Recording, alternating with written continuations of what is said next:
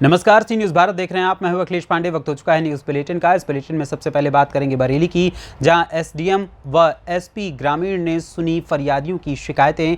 आगे चर्चा करेंगे हरदा की, जहां राम जन्मोत्सव पर सिराली नगर में निकाली गई भव्य शोभा यात्रा। साथ ही बात होगी मोतिहारी की, जहाँ के फेनहारा प्रखंड में 9 दिवसीय चैत्र नवरात्रि पूजन हुआ संपन्न। और भी तमाम खबरों पर आई विस्तार से करते हैं चर्चा।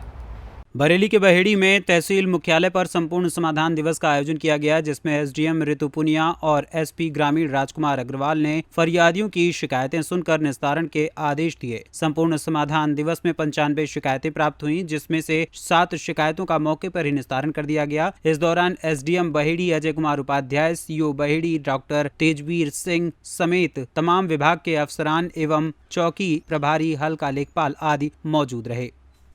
बरेली से सी न्यूज़ संवाददाता अब्दुल वाजिद की रिपोर्ट। खबर बुलंदशहर से है, जहां केमिकल फैक्ट्री ब्लास्ट का सीसीटीवी फुटेज सामने आया है। केमिकल ब्लास्ट से धरती और मकान हिल गए। ब्लास्ट के बाद सीसीटीवी में दिखी हवा के बवंडर जैसी तस्वीरें। केमिकल फैक्ट्री के पास बने घर में कैद हुई धमाकेदार तस्वीर। सीसीटीवी में कैद धमाके की तस्वीर बेहद डरावनी और विचलित कर देने वाली थी। हवा के तेज गुबार में केमिकल फैक्ट्री का मलबा उड़ गया। आसपास के मकान और धरती पूरी तरह हिल गई। बुलंदशहर से सी न्यूज़ संवाददाता नितिन सिंह राजपूत की रिपोर्ट।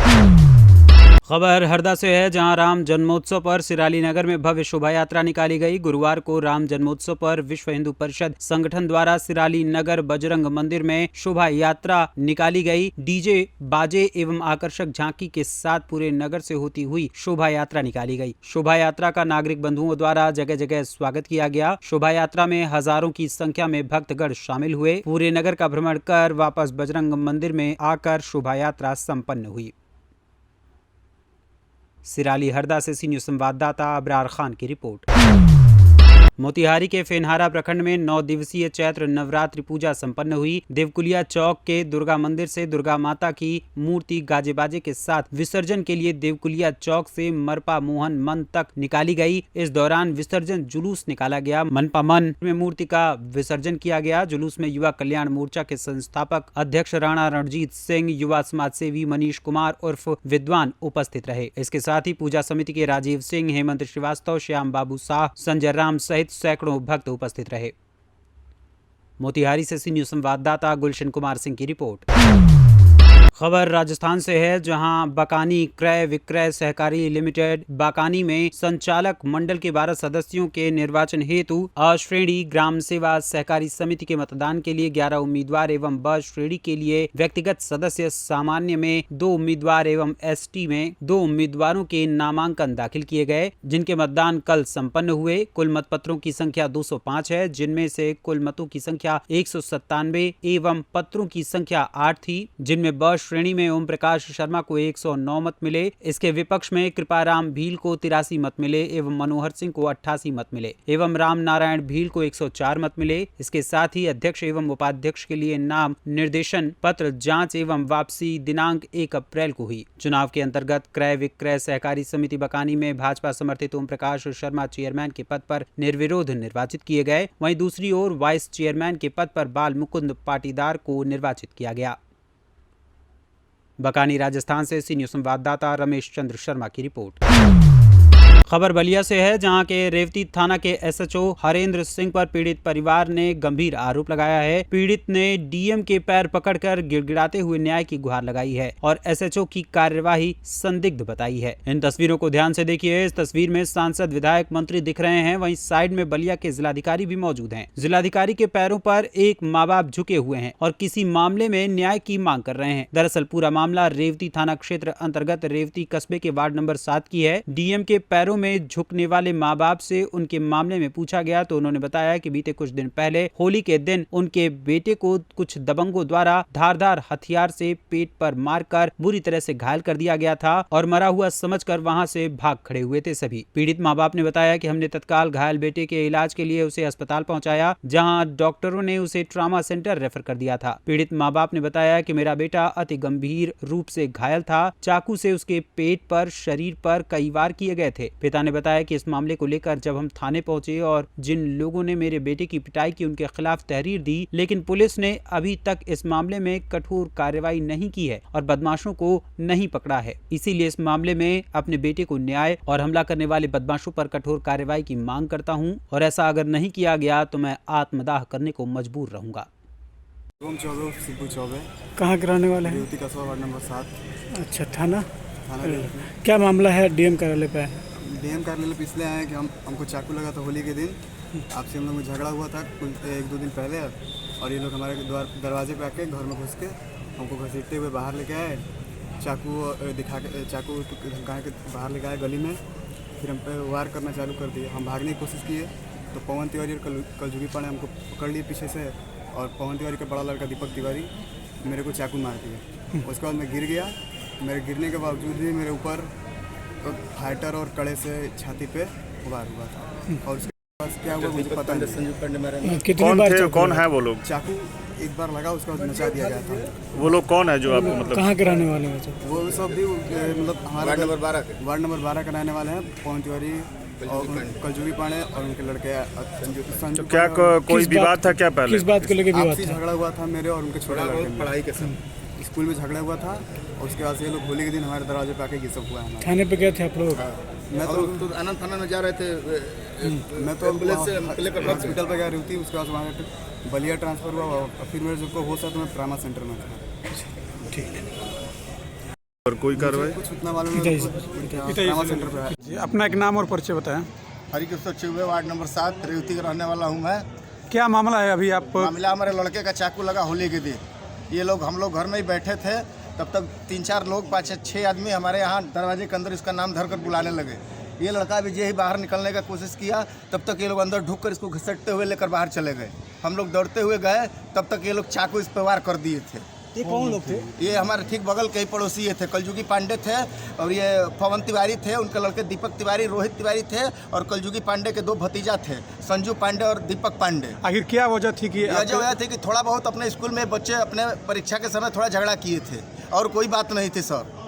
ये लोग अपने गार्जियन और बच्चे को साथ में लेकर आकर हमारे दरवाजे पर हमला बोल दिए। हमारे और घर पे हम ही और यही थे, 2 ही आदमी। तो और पुलिस के पास आप गए थे? जी, पुलिस के पास हम गए। पुलिस बोली कि पहले तुम लड़के का इलाज कराओ। हम उस समय तो ट्रामा सेंटर लेकर भाग गए। बलिया आए, बलिया से हम ट्रामा सेंटर गए। ट्रामा सेंटर के बाद मैं बीच में लड़के को वहीं अस्पताल में छोड़कर तहरीर देने गया। बलिया से सी न्यूज़ संवाददाता आनंद दुबे की रिपोर्ट।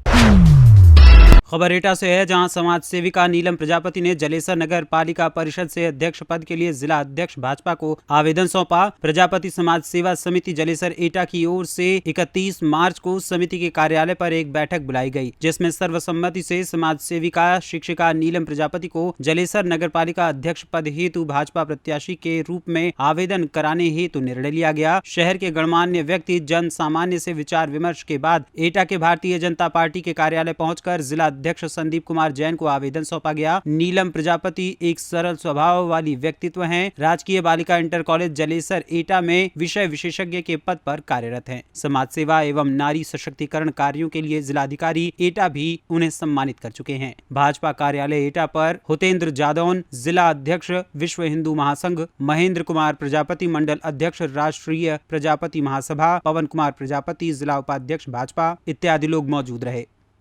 प्रजापति, जिला उपाध्यक्ष भारतीय जनता पार्टी एटा।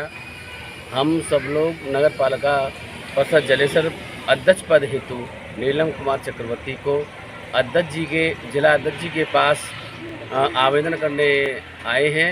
जब से हमारा भारत स्वतंत्र हुआ है तब से हमारे समाज को कहीं टिकट नहीं मिला है, इसलिए हम अध्यक्ष जी से ये कहना चाहते हैं कि हमारे नगर पालिका जलेसर की टिकट नीलम चक्रवर्ती को दी जाए और आपके हम आभारी रहेंगे। भारतीय जनता पार्टी जिंदाबाद, भारतीय जनता पार्टी जिंदाबाद। सबसे पहले मैं आपको धन्यवाद देना चाहता हूं। आज हम जिला एटा में जनपद कार्यालय बीजेपी कार्यालय एटा में आए हैं नीलम चक्रवर्ती जी को लेकर के प्रजापति समाज से। जलेसर में कभी किसी को टिकट चेयरमैन का नहीं दिया गया है, इसलिए हम चाहते हैं कि नीलम चक्रवर्ती को चेयरमैन के लिए टिकट दिया जाए। ओबीसी सीट हो गई है महिला, तो इसलिए हम मांग करते हैं। सभी लोग हमारे साथ में हैं, पवन कुमार प्रजापति जी, प्रधान सकरौली, गौरव प्रजापति जी, और वीरेंद्र जी और श्रीमती नीलम चक्रवर्ती जी, मैं मनोज कुमार प्रजापति जी और सभी लोग मिल करके प्रजापति समाज अध्यक्ष जी से मांग करते हैं कि हमारी समाज को ही टिकट दी जाए, जिससे कि हमारा मान सम्मान रहे। हमें काफ़ी समय से कोई टिकट नहीं दिया गया है। एटा से सी न्यूज़ संवाददाता राघवेंद्र अगरिया की रिपोर्ट। जलेसर तहसील क्षेत्र के अंतर्गत ग्राम पंचायत नगवाई में शनिदेव महाराज की मूर्ति की प्राण प्रतिष्ठा शोभा यात्रा शनिवार को भक्ति भाव के साथ निकाली गई। शोभा यात्रा में बड़ी संख्या में श्रद्धालुओं ने हिस्सा लिया। श्रद्धालुओं ने शनि महिमा का गान किया और मंदिर तक पहुंचे। फूलों से सजी पालकी में शनिदेव की प्रतिमा रखी गई। बड़ी संख्या में श्रद्धालु बच्चे एवं महिलाएं मौजूद रहे। भक्ति संगीत की धुनों पर श्रद्धालु भक्तिभाव में नाचते नजर आए। शनिदेव के जयकारों से पूरा वातावरण गुंजायमान हो गया। शोभा यात्रा का समापन भोले बाबा मंदिर पर हुआ, जहां शनिदेव की मूर्ति की स्थापना पुरोहित ने वैदिक मंत्रोच्चारण के साथ कराई। यज्ञ अनुष्ठान आयोजित हुए। मूर्ति स्थापना के बाद महाआरती की गई। इसके पश्चात प्रसाद वितरण किया गया। क्या नाम है आपका? संदीप यादव। गांव का नाम क्या है? नगवाई। ये शनिदेव की मूर्ति निकली है, शोभायात्रा निकली है, किस उपलक्ष्य में निकाली आपने? ये हमने और सभी ग्रामवासियों ने मिलजुल कर जी पूरे गांव में शोभा यात्रा निकालते हुए शिव मंदिर पर ले जाके और मूर्ति लगाई है शनिदेव की। जी वहाँ पर सभी गांव के भक्तजन जो है पूजा अर्चना करते हैं। जी तो सभी लोगों के सहयोग से आज मूर्ति की स्थापना की गई है। पहले से आपके गांव में मूर्ति नहीं थी शनिदेव की? नहीं, कोई मूर्ति नहीं थी। आज ये नई मूर्ति लगवाई गई है किस मंदिर पर निकलवाई? शिव मंदिर पर जो गाँव नगवाई में बना हुआ है। एटा से सी न्यूज़ संवाददाता रमेश की रिपोर्ट। खबर फिरोजाबाद से है, जहां जिले के हर तहसील पर संपूर्ण समाधान दिवस का आयोजन किया गया। जिलाधिकारी फिरोजाबाद एवं वरिष्ठ पुलिस अधीक्षक फिरोजाबाद द्वारा तहसील टूंडला पर उपस्थित रहकर संपूर्ण समाधान दिवस की अध्यक्षता की गई। इस दौरान फरियादियों की समस्याओं को सुनकर संबंधित अधिकारियों को मौके पर जाकर जन शिकायतों की निष्पक्षता से जाँच करके विधिक निस्तारण करने के निर्देश दिए गए। संपूर्ण समाधान दिवस में प्राप्त प्रार्थना पत्रों का समयबद्ध रूप से निस्तारण करने तथा जिन प्रार्थना पत्रों का निस्तारण उच्चाधिकारी स्तर से किया जाना है, उन पर रिपोर्ट लगाकर संबंधित अधिकारी को प्रेषित करने के लिए निर्देशित किया गया। शिकायतों के निस्तारण हेतु टीमों को मौके पर पहुंचने के लिए रवाना किया गया। इसके अतिरिक्त जनपद के समस्त क्षेत्राधिकारी गण द्वारा अपने अपने सर्किल की तहसीलों में उपस्थित रहकर जन शिकायतों का निस्तारण किया गया। सर, संपूर्ण समाधान दिवस में कितनी शिकायतें आई हैं और कितने का निस्तारण किया गया है?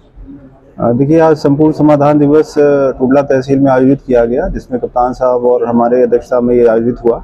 इसमें 100 शिकायतें आई हैं और इसमें से 11 का निस्तारण हो गया है। ज़्यादातर शिकायतें भूमि संबंधी हैं, कुछ विद्युत विभाग की शिकायतें रही हैं, कुछ नगर पालिका से संबंधित। फिरोजाबाद से सी न्यूज़ संवाददाता संदेश कुमार गुप्ता की रिपोर्ट। फिलहाल के लिए इस न्यूज़ बुलेटिन में बस इतना ही। देश दुनिया की तमाम खबरों के लिए देखते रहें सी न्यूज़ भारत। हर खबर आपके साथ, आपके हाथ।